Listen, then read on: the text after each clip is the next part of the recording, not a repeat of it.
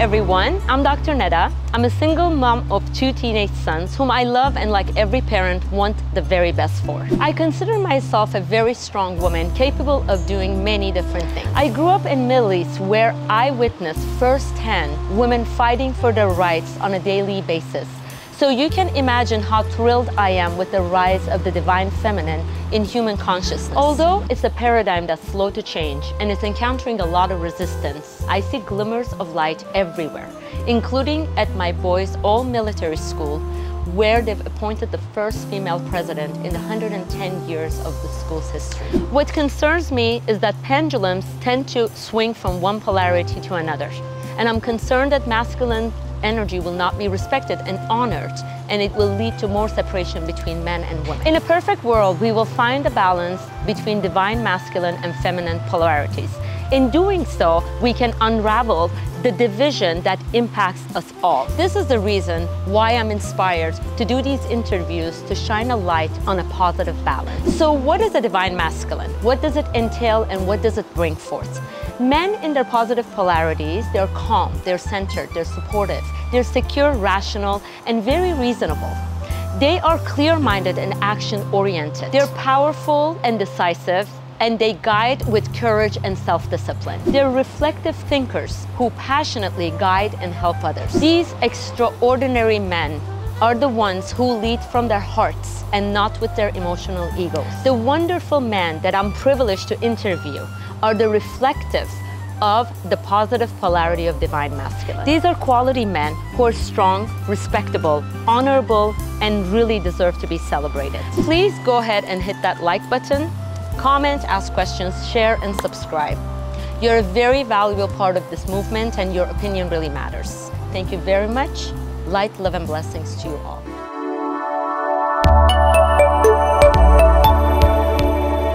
One day, I started feeling this pinching pain in my chest, and I found myself, I had a shortness of breath. I went to Loma Linda Hospital.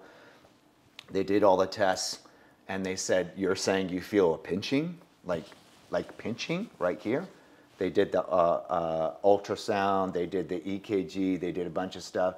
They said, "We haven't found any reason why there would be any pinching. Unfortunately, we think that you have anxiety." And I'm thinking to myself, these guys do not even know what they're talking about. I coach people on anxiety and depression, and that's not my problem. I feel this real sensation. And so they were saying they're going to recommend me to a psychologist for anxiety. And they said, "You're going to go home. There was one more test, the CT scan, but we already know the ultrasound would have showed something. We just did an ultrasound there. So CT scan's not going to show anything different. So just get ready to leave, and we'll recommend you to a psychologist." The person comes in 10 minutes later, and their face is just different. And they said, "We have good news and bad news. Which one do you want first?" I'm just confused. So they said, "The good news is that you don't need to go to see a psychologist. The bad news is you cannot leave the hospital. You need to have open heart surgery, and we need to do this in the next 24 hours. So I was literally stunned, in shock. And a few days later, well, not a few days, within 48 hours, I had Dr. Robin Cohen. God bless Dr. Robin Cohen. He's going to be featured in my book. By the way, I have a book coming out called Resurrected. Yes, I can't wait. And you're going to be in the book. Oh. Dr. Robin Cohen's going to be in the book. And they performed open heart surgery. So basically what I had is an ascending aortic aneurysm, which is exactly how Albert Einstein died, Lucille Ball, and John Ritter. It's the silent killer. It's the artery above. So you have your heart, right? You have your aorta below, yes, and above the. I'm speaking to, yes, anybody that's watching. I know you're a doctor, so you know this. The ascending aorta is right above the heart, so it had dilated to 5.5 centimeters. Once it gets 5.5 centimeters, you're at the median at 6 centimeters when it ruptures, and people die within seconds. So I had to have open heart surgery, and how I look at it today is like a Mayan thing. you know, because they had to cut. These are graphic details, so you can decide if you want to keep this. They had to saw the sternum. Yes. They told me it took a long time to get through the sternum. They had to open up my entire rib cage, and they had to do the thing. But it's almost like so symbolic of opening your heart. So symbolic. It's crazy if you look at it from a spiritual level. On a spiritual level, yeah. And how did your life change after that? I never asked you that question. I really wanted to know. I think this is part of the reason why I'm here and why I'm in my heart. As a coach for many years, dealing with people that have post-traumatic stress disorder, we don't just coach Fortune 500 companies. We do therapy coaching for people that have depression, anxiety, and veterans that suffer from suicidal thoughts from post-traumatic stress disorder. The Dr. Robin Cohen, he said, I want you to know you are a physically fit person, you work out a lot, you have a certain lifestyle. I want you to know that you are going to go through a depression and you're going to go through anxiety. I've done this surgery on hundreds and hundreds of people. Sometimes it's not till their 70s, and at that point, it's not as big a deal. But for a young man that is all about the lifestyle and exercise, it is going to be very traumatic for you. And I'm thinking to myself, what is this man talking about? Don't be telling me I'm going to be going through this on top of actually having an open heart surgery. So I'm wanting to delete it. I'm wanting to tell him he's wrong, but I'm not going to tell the person that's going to cut my heart, I'm not going to try to disagree with him and upset him. So I just I just shut down, and even more shock. And so the process was extremely painful. And my ego, the armor, right, came back 2-3 months later. And I'm speaking to Veronica, my Veronica is my partner. And I'm saying, he was wrong, Dr. Cohen. I haven't gone through a depression, right? I'm good. Look how strong I am. I'm hiking and I'm doing this stuff. And Veronica said, oh, yeah, just don't worry about what he said. You're good, you're good. I'm like, he was wrong. Tell me, confirm that he was wrong. I haven't gone through depression, anxiety. Just, Kaya, just relax. Don't think about it. Don't worry. And I'm getting upset and pissed that she's not agreeing with me that he was wrong and that I didn't go through this. And then eventually I pressed her, and she said, really, Kaya? I'm like, yeah, really what? She says, there hasn't been a single day that you haven't cried in the last 90 days. You have cried every single day. So you really were going through depression. I went through a depression, I went through anxiety, and I had no clue that I was in a complete. And so what this does, having come out on the other side, I am so blessed that I went through this health scare, that I went through open heart surgery. I'm so blessed because it has completely changed my life. And now the compassion, right? Yes. The right? Yes. Awakening people, getting people to their hearts. It's now I have a level of compassion and understanding for human suffering that I never knew before. And so that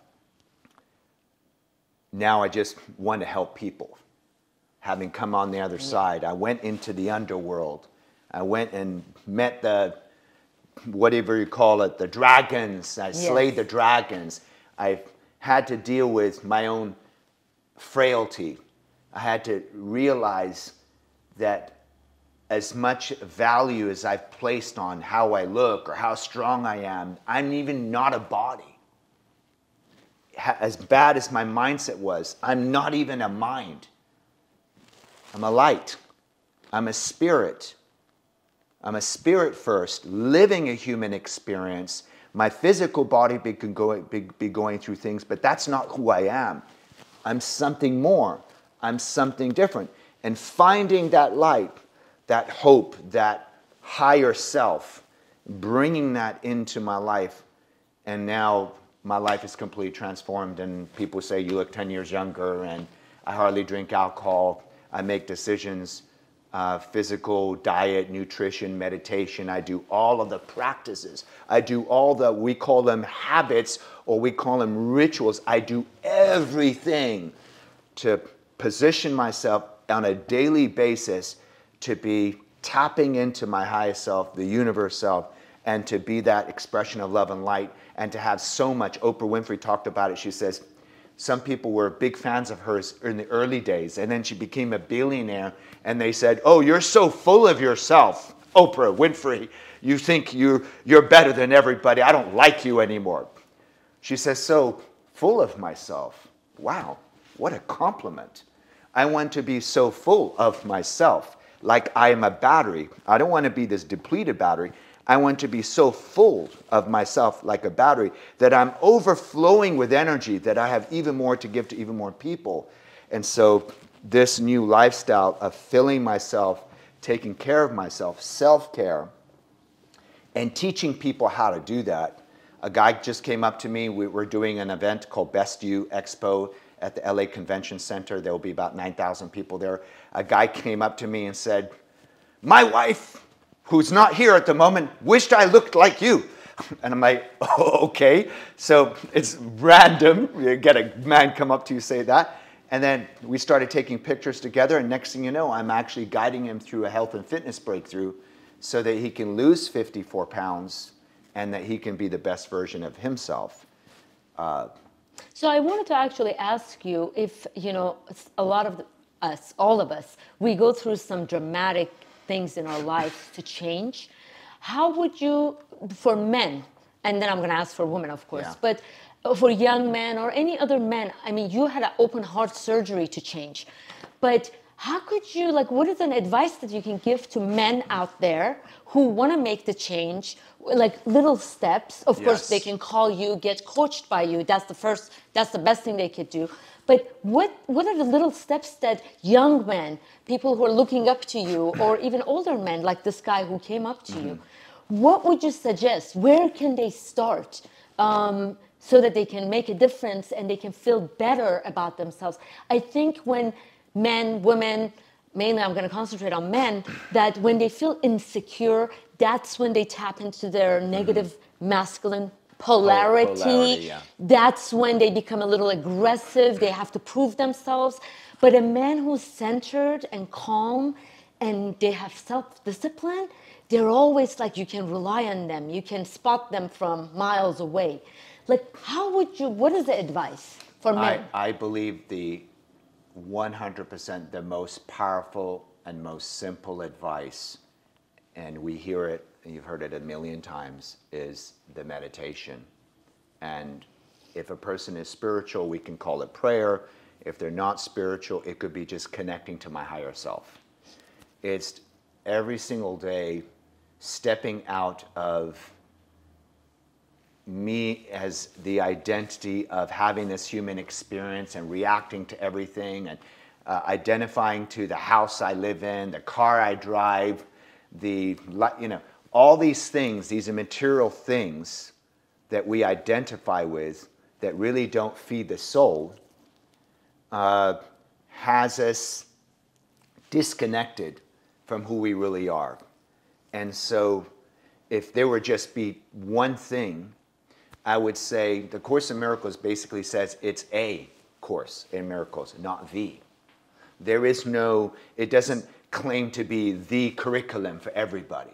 So whatever that curriculum is, it could be a speaker, it could be a coach, it could be a book, it could be the Quran, it could be the Bible, it could be whatever book or teacher or speaker that can get you connected to your higher self on a daily basis. And you can also do that with meditation. What I believe is that will connect us to our superpower. For me, another way of saying that, all of those is the heart.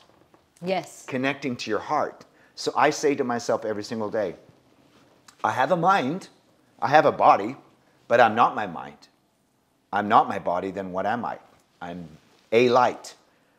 Or since I'm part of the universal light that is in all of us, it's in you, it's in me, it's in every plant, tree, animal.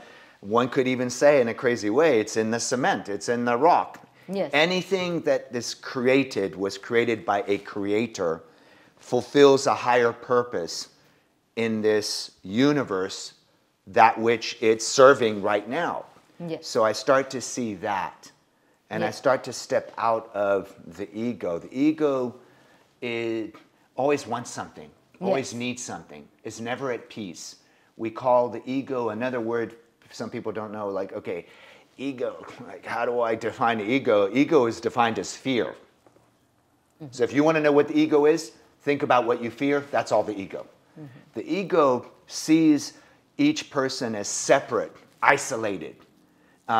And since I'm separate and I'm isolated, and this is all unconscious, like we're not even thinking this. So as I'm saying this, you might go, where am I thinking that? Because I'm separate and I feel isolated, I don't feel safe. I don't feel safe financially. I don't feel safe in my relationship because my partner could be cheating, could be seeing someone else. I don't feel safe with my kids because one day they could go to school and something could happen to them, and like human trafficking, like there's so much to be fearful of in this worldly experience. And if we're in that vibration, we're never going to be at peace. We're never going to be able to. So when you say, what's that one thing? It's dedicating myself to going inside to the heart. And there is many, many ways to go about that. So whatever calls the person is the way that gets you and me to my heart. That is what the Course in Miracles says. That is your curriculum. Yes. Like where your heart is where your treasure. Where your treasure is where your treasure is where your heart is. Yes. I really love that quote, and I think when we live from our heart, that's why, you know, nowadays a lot of the times, like even with my kids, they say high value men are 6 foot tall, a lot of money, and they have a great body. And we know someone. And I'm thinking that's not high value men. That's a disaster. If I can say it, that's a shit show, if I can use the word. High value man for me is a person who lives from the heart. Yes, you're using that gift to empower and elevate people. That's great. Absolutely. And if you want to go beyond your 2 sons, like me, I want to go beyond my 2 sons. I want the 6-foot man with the nice house and the nice car and all this stuff. Where's the heart in that? So, Sir Kaya, what does love mean to you? When I think of love, please go ahead and hit that like button, comment, ask questions, share, and subscribe. You're a very valuable part of this movement, and your opinion really matters. Thank you very much. Light, love, and blessings to you all.